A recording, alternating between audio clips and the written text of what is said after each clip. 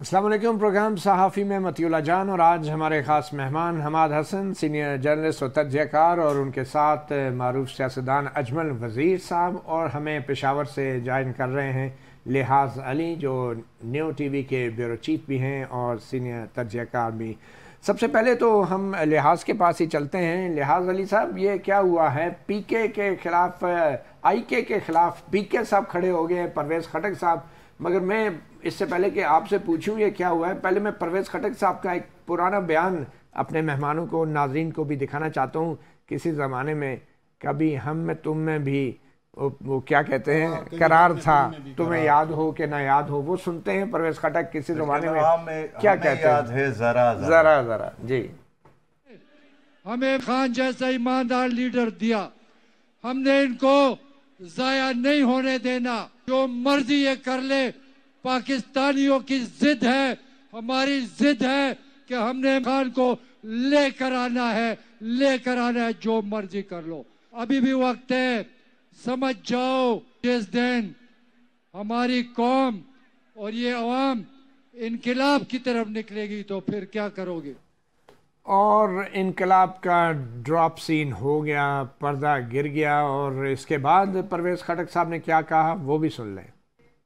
तहरीक इंसाफ ने इलेक्शन के मौके क्यों ज़ाया किए जो हमें मिल चुके थे? क्या हमने जमहूरियत के रास्ते पर चलना है या इंतशार वाला रास्ता अपनाना है? ये सवाल बहुत गहरा है। इसके पीछे क्या वजूहात थी कि तहरीक इंसाफ ने इलेक्शन नहीं एक्सेप्ट किया और आज तक हम इंतशार की तरफ जा रहे हैं? तहरीक इंसाफ ने क्यों इलेक्शन के वक्त ज़ाया किए, ये बहुत बड़ा राज है, और ये राज जिस दिन खुलेगा तो सबकी आंखें खुल जाएंगी कि तहरीक इंसाफ का प्रोग्राम क्या था। हमने इस वजह से हम ख्याल और बाशऊर टीम और कारकुनान और आवाम को मिलाकर तरक्की और खुशहाली पर चलने का फ़ैसला किया है। तो ये था वो इनकलाब जो इमरान खान तहरीक इंसाफ के झंडे तले लाना चाहते थे, और उस इनकलाब का एक टुकड़ा, एक इनकलाब के जिगर का टुकड़ा, उसको आपने सुन लिया परवेज़ खटक साहब। तो लिहाज अली साहब, ये क्या हुआ? परवेज़ खटक साहब ने तो बिल्कुल लिहाज नहीं किया अपने लीडर का, अपने इनकलाबी लीडर का। ये किस किस्म का इजलास था, किस किस्म के इज्तिमा था, और ये कौन लोग थे कि जिन्होंने एक ही दिन में नई जमात भी बना ली? शुक्रिया मतीउल्लाह जान साहब। एक तो ये कि तारीख कोई इतनी पुरानी है भी नहीं और पुरानी भी है कि सियासी जमातों का बनना और खुसूसन किंग पार्टियों का बनना। परवेज़ खटक बड़े प्रेगमेटिक पॉलिटिशियन हैं। 11 साल से ज़्यादा वो किसी सियासी जमात में रहते नहीं हैं।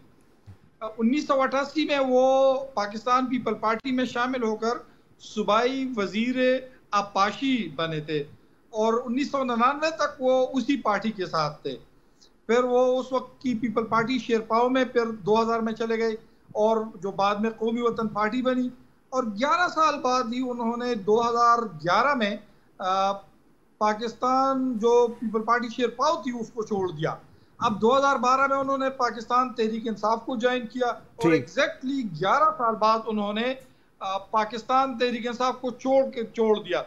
अब नई सियासी जमात उन्होंने शुरू कर दी। तो आज हुआ क्या? तो लिहाज साहब ये बताएं, आज की सरगर्मियां क्या रही, कैसे लोग इकट्ठे हुए, मीडिया ने क्या मालूम किया? अच्छा सर, ये कि ये पेशावर के आउटस्कर्ट्स में एक शादी हाल है, उसको बुक किया गया था, और वो जो शादी हाल के मैनेजर है उनके मुताबिक हमें 100 मेहमानों को ऑर्डर दिया गया था कि 100 मेहमान आएंगे, उनके लिए ठीक ठाक एक किस्म का लंच तैयार किया जाए, जिसमें आइटम जो है वो तकरीबन 27 से ऊपर की बनाए गए हैं। अब उस शादी हाल के मुतालिक खबर तो लीक हो गई। मीडिया जब सुबह सवेरे वहां पर पहुंचा तो मीडिया को नहीं छोड़ा जा रहा था, मीडिया को वहां से निकाला गया। फिर वहां से निकालने के बाद तकरीबन 1 किलोमीटर रेडियस पर भी नहीं छोड़ा जा रहा था। अब उस 1 किलोमीटर रेडियस पर कभी कभार रिपोर्टर चले जाते क्योंकि ये जीटी रोड पर वाक़ है। अब वहां पर भी जब हम चुपके से कोई वीडियो बनाने की कोशिश करते कि इस हॉल में कौन सी गाड़ियां दाखिल हो रही है, तो वहां आपको पता है सर के 3 रिपोर्टर से मोबाइल ले लिया और एक मोबाइल रिपोर्ट जो कैमरामैन था उनसे कैमरा ले लिया गया, जो तकरीबन शाम तक जो मुख्तदरा हल्के उनके पास रहा یہ اوور آل پوزیشن تھی، کسی کو چھوڑا نہیں جا رہا تھا، جتنی بھی خبریں تھی وہ آپ کو ارد گرد سے مل رہی تھی. یعنی میری بات تو پرویز خٹک صاحب کے صاحبزادے کے ساتھ ہو رہی تھی، وہ اس بات کی تصدیق کر رہے تھے کہ ہاں فنکشن بھی ہوگا اور فنکشن ہوا بھی، انہوں نے باقاعدہ طور پر تصدیق بھی کرا دی.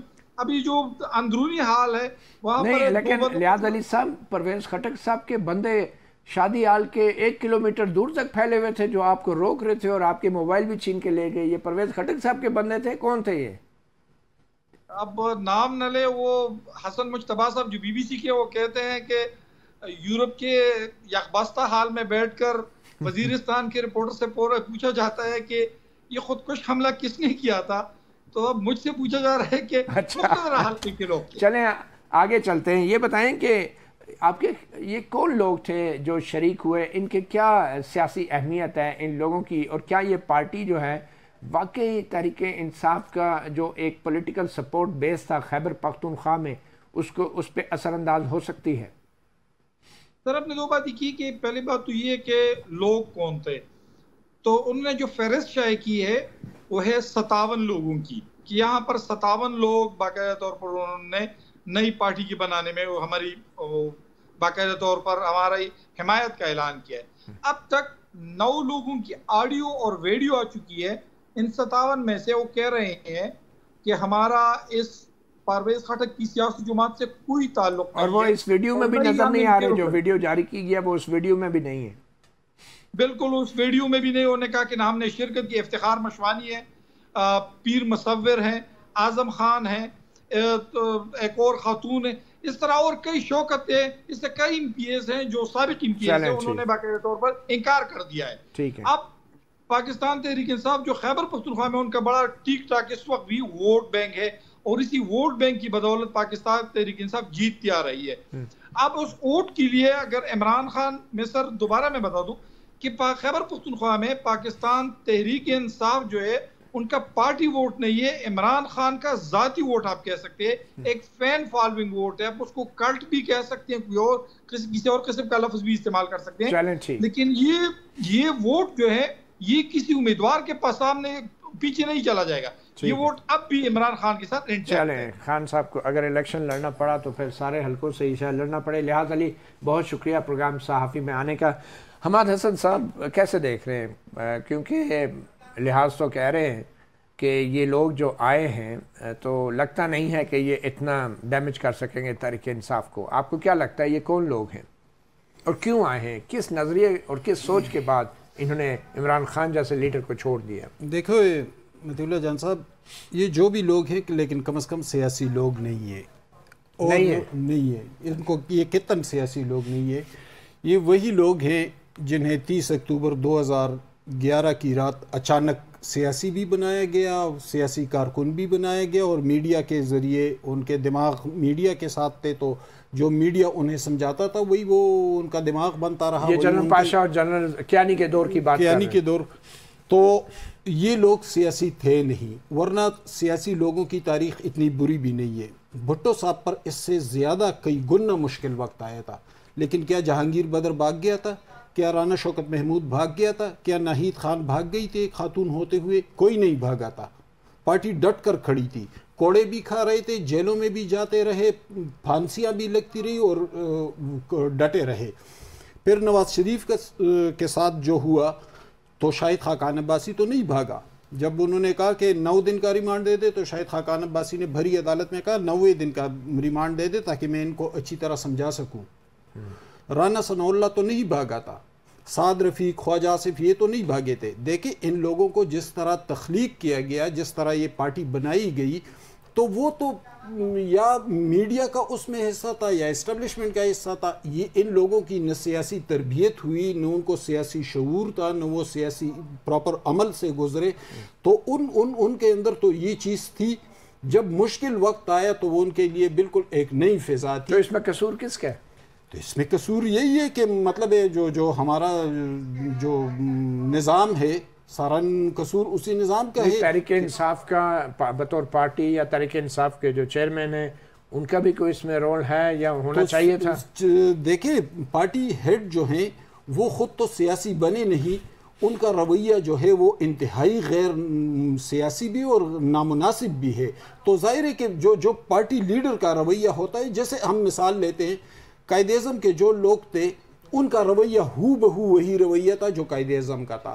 اس کے مخالف باچا خان کے جو ساتھی تھے ان کا رویہ بھی وہی تھا، وہی فقیرانہ شان اور وہی لباس اور وہی رویہ تھا.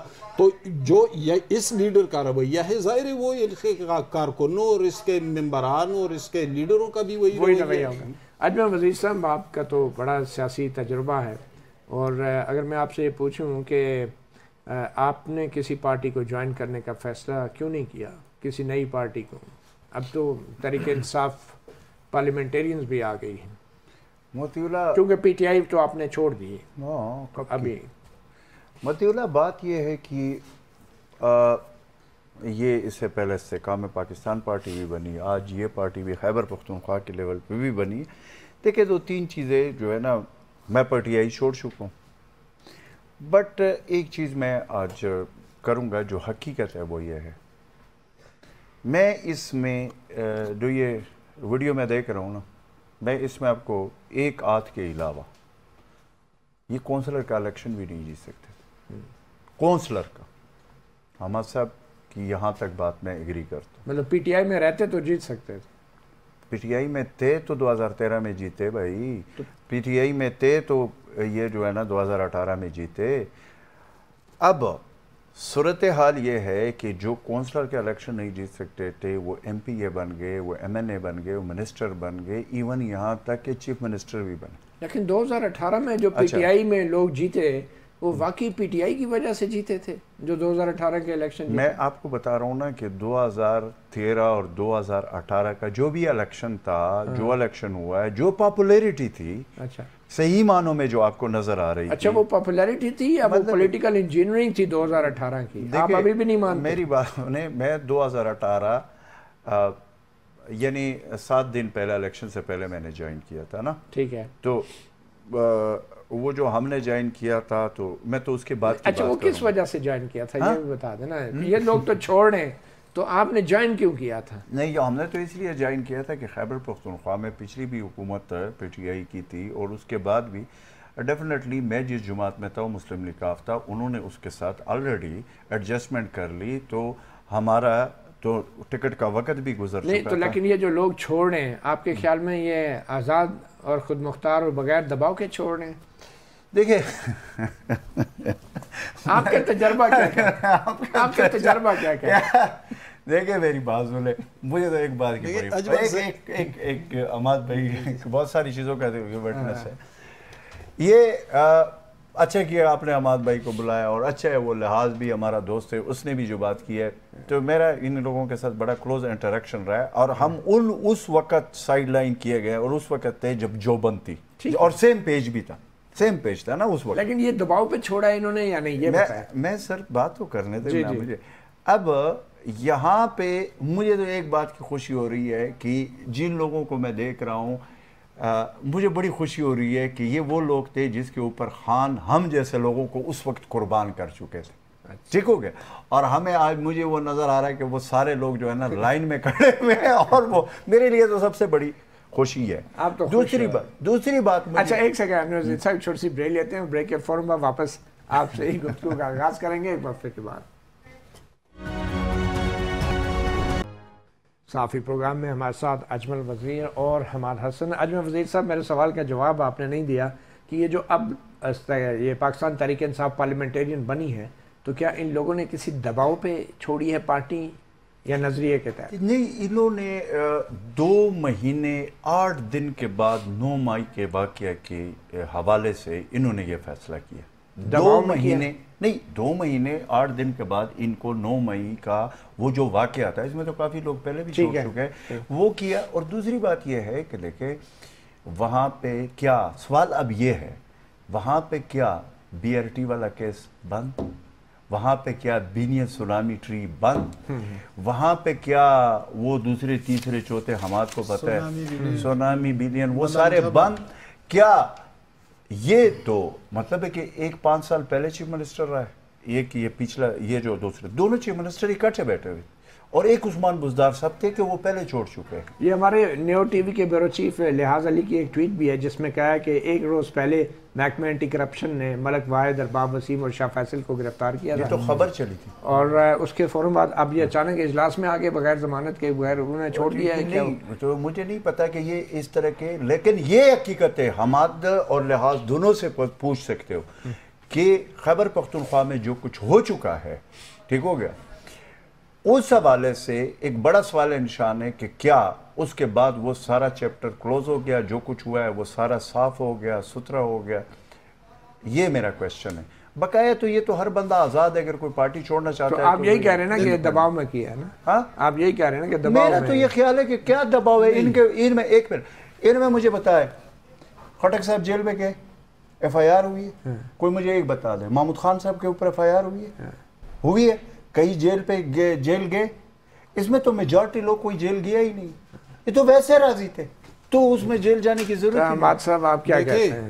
دیکھیں ایک بات کنفرم ہو گئی کہ خیبر پختونخوا میں کرپشن ہوئی ہے اور بہت بڑی سطح پر کرپشن ہوئی ہے. اور یہ تحریک انصاف کے دور میں بھی یہ پی ٹی آئی کے دور میں اسی کی بات کر رہا ہوں. میں ان کی بات سے 100% ایگری کرتا ہوں. اجمل، یہ آج جو کچھ ہوا ہے نا، یہ نہ عمران خان کا نقصان ہے، نہ کسی اور قوتوں کی جیت ہے، نہ پرویز خٹک کی سیاست ہے. یہ کچھ بھی نہیں ہے. یہ صرف یہ ہے کہ ان لوگوں نے کرپشن کی تھی، ان لوگوں کی فائلیں موجود ہیں، ان کو اشارہ کیا گیا. یہ ادھر اور عمران خان کی ناک کے نیچے یہ ہوتا ہے. عمران خان کی ناک کے نیچے اس کی حکومت میں اور گزشتہ 10 سال سے تسلسل کے ساتھ ہوتا رہا.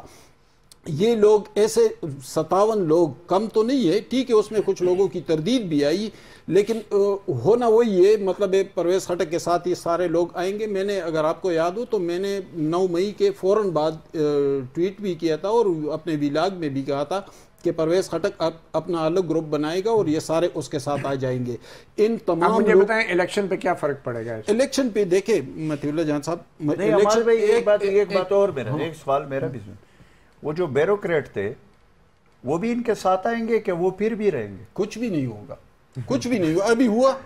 ابھی ہوا وہ بیوروکریٹ تو اب بھی سیاستدانوں کا تو ہو جاتا ہے، بیوروکریٹ کا کوئی پوچھتا نہیں. اجمل ایک منٹ اجمل، جب آپ لوگ حکومت میں تھے آپ نے ان کے خلاف ایکشن لیا تھا؟ کس کے؟ آپ ہی کی حکومت میں شاہ علی شاہ عہدے پر بیٹھا ہوا تھا، آپ ہی کی حکومت میں عباس خان کمشنر افغان ریفیوجیز تھا. اب اگر وہ لوگ بیٹھے ہوئے تھے اس کو کس نے بٹایا ہوا تھا اور آج وہ کس کے ساتھ بیٹھے ہوئے؟ نہیں، آپ نے آواز بلند آپ نے بھی نہیں کیا تھا نا، ان سے بھی شکوہ. ہم تو حکومت کا حصہ تھے، ہم کیسے آواز اٹھا؟ نہیں، لیکن آپ کو پتا تھا، آپ کو پتا تھا یہ کرپشن ہو رہی ہے؟ ان کو پتا تھا، سارا پتا تھا کہ ہو چکا ہے. ٹھیک ہے، تو اس وقت آپ نے بات، میں نے اس کے اوپر پریس کانفرنس کر کے کہا جب اب یہ بات آپ سنیں، جس وقت سیٹ وقار مرحوم کا فیصلہ آیا، ٹھیک ہے، بی آر ٹی کے خلاف، جس میں اس نے کہا، نہیں، جب اس نے اس میں کہا بھائی سیٹ وقار کا فیصلہ آپ نے پرویز مشرف والا نہیں مانا تھا تو بی آر ٹی والا کا ماننا تھا. چھوڑے اس کو، ہم نے تو پریس کانفرنس اس پہ کی ہے بھائی، ریکارڈ کی بات ہے. اچھا، اپنی بات کر رہا ہوں، لیکن میں کہنے کا مقصد یہ ہے، دیکھیں یہ صرف اور صرف اگر آپ یہ کہتے ہیں کہ اس ملک میں سیاستدان ہیں، پارٹیاں چینج کرتے ہیں یا سب کچھ ہے، کرپشن کی ہے، ایگریٹ کی ہے اور کر رہے ہیں، لیکن دوسرے طرف بھی سب ہر طرف یہ پوزیشن ہے. کیا پی ڈی ایم کی حکومت جو اس وقت موجودہ حکومت بیٹھی ہوئی، کیا خیبر پختونخوا میں جو آپ کی کیئرٹیکر حکومت بیٹھی ہوئی، کیا وہ سیاسی جماعتوں کا گٹھ جوڑ نہیں ہے؟ بالکل صحیح، ساری سیاسی جماعتیں. اچھا ہمارا سوال یہ پیدا ہوتا ہے کہ اگر یہ لوگ کرپٹ بھی تھے تو لوگ یہ بھی کہتے ہیں نا عمران خان کے لوگ کرپٹ تھے، لیکن عمران خان تو کرپٹ نہیں. عمران خان کرپٹ تھا یا نہیں تھا وہ تو چلو عدالتیں جانے اور وہ ان کا کام جانے. بہرحال وہاں سے ہمیں بھی کچھ زیادہ توقع نہیں ہے. لیکن مسئلہ یہ ہے کہ جو پرویز خٹک کا اس پہ بات کرتے ہیں کہ انتخابی سیاست پر آپ نے سوال کیا، انتخابی سیاست پر اثر پڑے گا یا نہیں، تو گو کہ لوگ کہتے ہیں کہ نہیں عمران خان کی بڑی پاپولیرٹی ہے. بالکل ہے، اس میں شک نہیں ہے، عمران خان بہت پاپولر ہے خصوصاً کے پی میں، لیکن پھر بھی انتخابی سیاست پر اثر پڑے گا. کیسے؟ ایسے پڑے گا کہ کے پی میں 3 اضلاع، ان میں ایجوکیشن ریشو سب سے زیادہ ہے، ہری پور، سوابی اور کرک. لیکن اسی ثوابی سے جہاں ایجوکیشن ریشو بھی سب سے زیادہ ہے اور جہاں روایتی بھی بہت مضبوط ہے، اسی ثوابی سے جو این پی کا گڑ رہا ہے، اسی ثوابی سے ترکائی خاندان 2002 سے مسلسل الیکشن جیتتے چلے آ رہے ہیں. ان کی نہ کوئی سیاسی پارٹی ہے، نہ ان کی کوئی سیاسی وابستگی ہے، نہ وہ کسی جماعت کے ساتھ وابستہ رہے.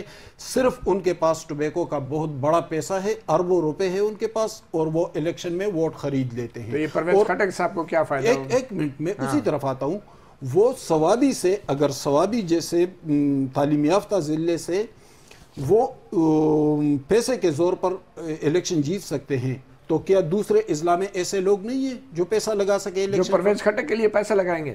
پرویز خٹک کے لیے نہیں لگائیں گے. پرویز خٹک کے پس منظر میں جو ہے، اور دیکھیں پرویز خٹک ہی کے لیے لگائیں گے. پرویز خٹک تو جماعت کو ہیٹ کر رہے ہیں نا، وہ اپنی جماعت اتارے گا، اسے سازگار فضا بھی میسر آ جائے گی، امیر لوگ بھی میسر آ جائیں گے. اس میں حماد کی بات دیکھیں، اب اس میں سے جتنے لوگ آپ کو نظر آ رہے ہیں تو اس میں سارے یہ ماشاءاللہ بہت امیر لوگ بن گئے. اب پہلے اگر نہیں تھے تو اب تو ہے. تو ان کے لیے خود پیسہ جو ہے نا کوئی پرابلم ہے. اس میں آپ میجورٹی لوگ دیکھ لیں، ان کے پاس بڑا پیسہ ہے، یہ خود بھی لگا سکتے ہیں، وہ مسئلہ نہیں ہے. مسئلہ صرف یہ ہے کہ ایک بات بڑی کرسٹل کلیئر ہے پاکستان میں، کہ آپ سب کچھ کریں اور اس کے بعد پارٹی بدل لیں، اور اس کے بعد آپ یہ والا اشارہ کر لیں اور اس کے بعد آپ اس ملک کے حکمران بن جاتے ہیں. میرے خیال میں ایک منٹ، پنجاب اور کے پی کے ڈائنمکس میں بہت فرق ہے. وہاں برادری زیادہ طاقتور ہے، یہاں پیسہ زیادہ طاقتور ہے. چلیں جی، برادری اور پیسے کا مقابلہ ہے. عوام تو بیچ میں سینڈوچ بنے ہیں برادری اور پیسے کے. اب دیکھنا یہ ہے کہ پاکستان پیپلز پارٹی پارلیمنٹیرین کی طرح اب تحریک انصاف پارلیمنٹیرین بھی کوئی راستہ فراہم کر سکتی ہے اپنی کسی قیادت کو. اب وقفے کے بعد بات کریں گے کچھ غیر سیاسی معاملات کی، جس میں کور کمانڈر میٹنگ بھی شامل ہے. ایک چھوٹی سی بریک کے بعد.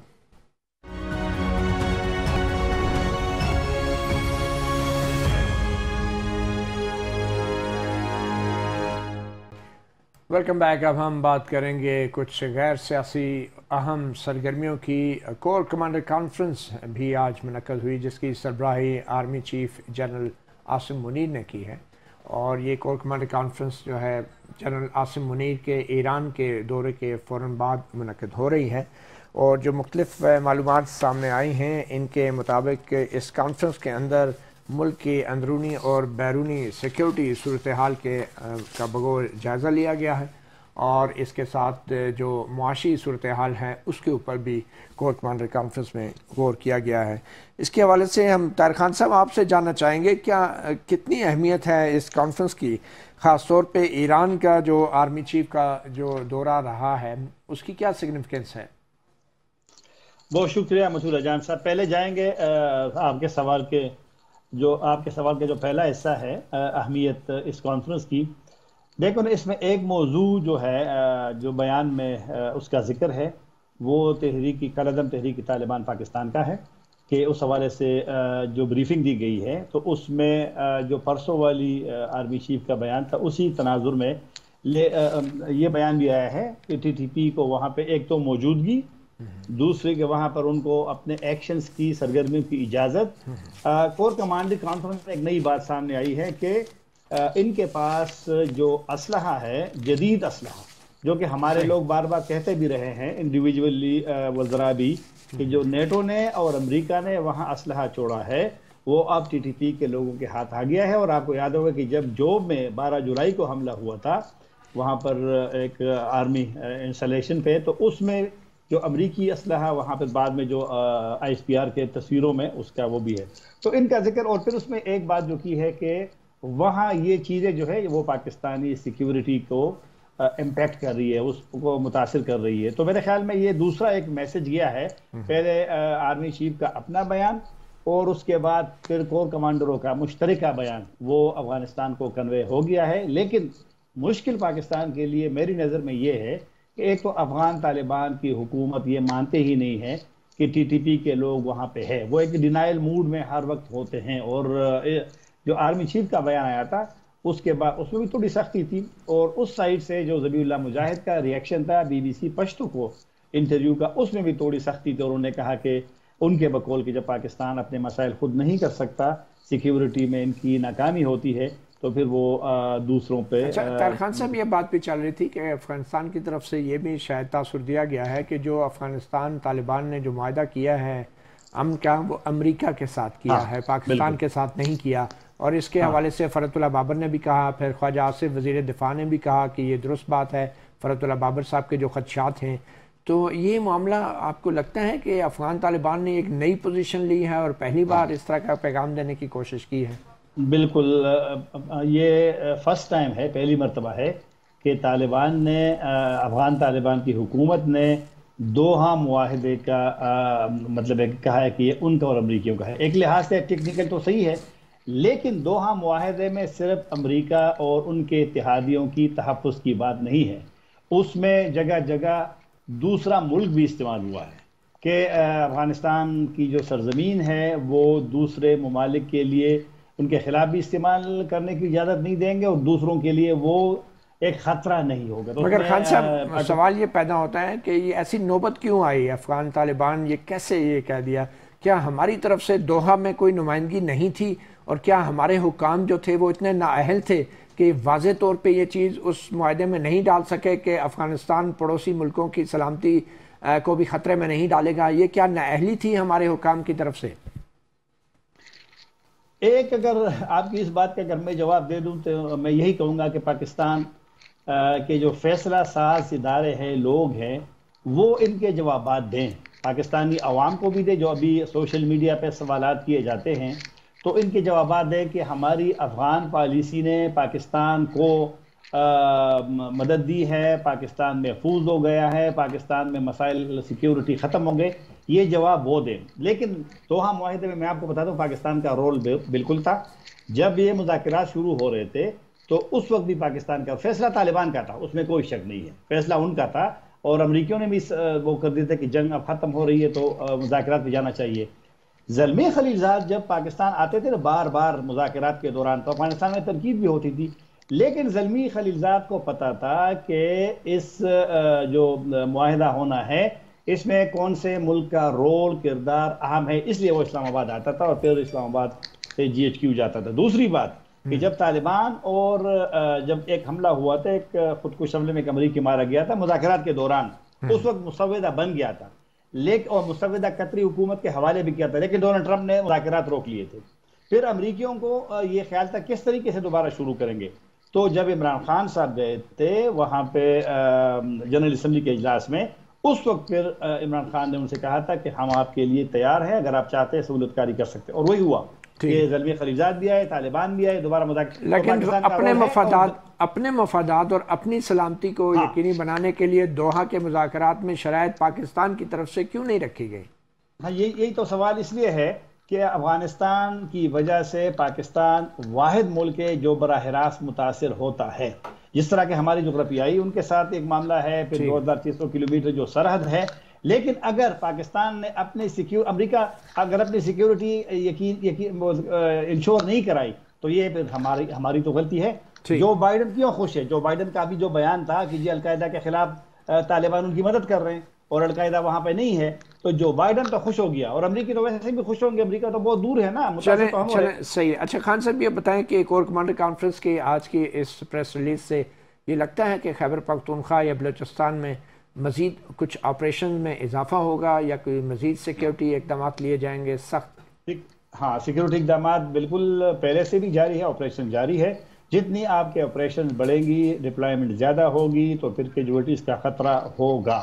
کیونکہ جس طرح خود کور کمانڈر کے اجلاس میں یہ جو لیٹسٹ ویپن کا ذکر کیا گیا ہے، اور آپ دیکھیں نا یہ جو جوب کا 12 جولائی کا جو حملہ تھا ایک بڑے منظم انداز سے ہوا ہے. میرے خیال میں ہمیں اپنے سیکیورٹی اگر کسی جگہ پہ ہم نہیں روک سکے ان کو تو یہ بھی لوگوں کو بتانا چاہیے. میرے خیال میں یہ جو لوگوں کو تاریکی میں رکھنا یہ بھی غلط بات ہے. اب چونکہ حساس معاملہ ہے، ہماری شہادتیں ہوئی ہیں، اور جب اس موقع پہ بندہ زیادہ بات نہیں کر سکتا، لیکن ہمیں اگر ان کے پاس اسلحہ آ سکتا ہے، اگر وہ ملٹری یونیفارم پہن کر کے وہاں پر آپ کے ایک انسٹالیشن کو، سیکیور انسٹالیشن پہ وہ ہٹ کرتے ہیں اس کو، تو یہاں پہ سوال تو لوگ پاکستانی کر سکتے ہیں نا اور کیا اس پریس ریلیز سے جی بالکل خان صاحب اس پریس ریلیز سے یہ نہیں لگتا کہ آنے والے حالات جو ہیں چاہے 2 صوبوں میں کم از کم وہ کچھ زیادہ اچھے نہیں اور حالات اس قدر بھی خراب ہو سکتے ہیں کہ ملک میں شاید انتخابی عمل بھی متاثر ہو سکتا ہے؟ امکانات تو بالکل ہوں گے، کیونکہ وہ لوگ جو پاکستان کی ریاست سے لڑتے ہیں اس میں ان کی اسٹریٹجی وہ بڑے ایک لحاظ سے ہر چیز پہ نظر رکھتے ہیں. اگر وہ پشاور کے ایک مسجد کو پولیس لائن میں ان کو ہٹ کر سکتے ہیں جس میں 102 پولیس والے شہید ہوئے ہیں 30 جنوری کو، یہ بہت بڑا واقعہ ہے، اس کی دنیا میں مثالیں بہت کم ہیں. تو اور ابھی طالبان نے کہا تھا کہ وہ امیر مقام پہ جو حملہ ہوا انہوں نے کلیم کیا، تو خطرہ تو رہے گا. اب ایران کا مختصر سے اگر صرف چند سیکنڈوں میں ایران کا اس لیے آرمی چیف کا دورہ بڑا اہم ہے کیونکہ اس سال یعنی جنوری میں، اپریل میں، مئی میں 3 حملے ہوئے ہیں اور ہر بیان جو آیا ہے اس میں ایرانی سرزمین کا ذکر کیا گیا ہے کہ وہ پاکستان کے بارے سوالوں تو یہ اور ایران میں بھی حملے ہوئے ہیں، ان کا ہم سے شکایت ہے. لیکن یہ ہے کہ ایران اور پاکستان کی شکایتیں بھی ہیں، حملے بھی ہو رہے ہیں. یہاں بھی میں کہوں گا کہ دونوں ممالک ابھی تک وہ جو 2019 میں انہوں نے کہا تھا جائنٹ کوئک ایکشن وہ بنائیں گے، فورس بنائیں گے، میرے خیال میں اس کی پیش رفت نہیں ہوئی. تو ہمارے لیے سیکیورٹی چیلنجز بڑے ہیں اور میرے خیال میں کو توجہ دینے کی ضرورت ہے. بہت شکریہ طاہر خان صاحب. حماد خان صاحب میں آپ کی طرف آنا چاہوں گا. آپ کو لگتا ہے کہ یہ حالات اس قدر خراب ہو سکتے ہیں کہ ہمارا انتخابی عمل بھی متاثر ہو اس؟ دیکھیں حالات تو خیبر پختونخوا میں پہلے سے کافی کشیدہ ہیں. یعنی مارچ میں 45 کے قریب حملے ہوئے تھے جس میں بنو کا حملہ بھی تھا، بڑے بڑے حملے ہوئے، لکی مروت میں بھی ہوا، اس سے پہلے پولیس لائن پہ حملہ ہوا. تو صورتحال تو وہاں پہلے سے خراب چلی آ رہی ہے، لیکن پنجاب میں اور سندھ میں وہ صورتحال نہیں بنی. تو اگر ان حالات کو دیکھا جائے تو چونکہ وہ اسی وفاق کی اکائیاں ہیں بلوچستان اور خیبر پختونخوا، تو ان حالات کو اگر مد نظر رکھا جائے تو پھر انتخابی اور یہ بھی ممکن ہے کہ وقتی طور پہ خیبر پختونخوا میں انتخابات ملتوی کر دیے جائیں بالکل، اور پہلے دوسرے پنجاب اور سندھ میں ہوں، اس طرح کا بھی کوئی امکان؟ ہاں بالکل، الگ انتخابات کا امکان موجود ہے. گو کہ ایسا ہوا نہیں ہے ہمارے تاریخ میں، الیکشن کمیشن نے فیصلہ کرنا ہے، الیکشن کمیشن نے فیصلہ کرنا ہے، لیکن ایسا عمومی طور پر ہوا نہیں. انتخابات عمومی طور پر ایک ساتھ ہوئے ہیں، لیکن موجودہ حالات کو مد نظر رکھتے ہوئے ایسے فیصلے کا امکان موجود ہے. جی ہاں، ابھی عشق کے امتحان اور بھی ہیں پاکستان تحریک انصاف کے لیے خاص طور پر، مگر پاکستان کے سیاسی عمل اور جمہوری نظام کے لیے بھی. صحافی پروگرام سے اتنا ہی، اجازت دیجیے، اللہ حافظ.